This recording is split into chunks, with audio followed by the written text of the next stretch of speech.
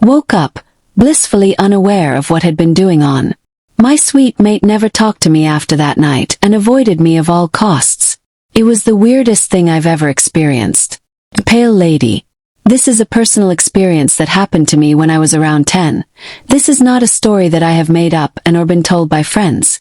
When I was around 5.5, we moved up to Lake Champlain where we lived on our boat. Our being me, my sister, and my grandparents, before we bought a house and moved in. It was about 5 years after this, when I was 10, when I saw the pale lady. That's what I call her anyway. I was sound asleep when I just woke up to a presence by my open door. We had a light on and it would stream through my door.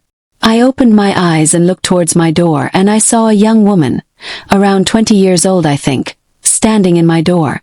I thought she was standing, but she was actually floating about a foot off the ground. She was wearing a very dark green dress. So dark it was almost black. She had very long black hair that covered her face so I couldn't see it, and the skin that I did see, which was her hands, arms and feet, and they were paper white. I only saw her for a few seconds before I blinked and she disappeared. I don't think she meant any harm, but I did get the feeling that she was sad and lonely. When I told my friends about her, they told me that she was a wanderer and found lost, sad and lonely souls that had been hurt. They told me she didn't have any friends, family, pets, and that's why she was sad and lonely. And that's the feeling I got off her. They say that her face has a lot of makeup on in and that she screams very high-pitched and it sounds like a cat being murdered horribly. Their words, not mine.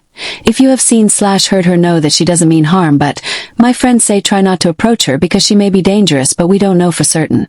My shadow man. Ever since I was a child I was prone to night terrors.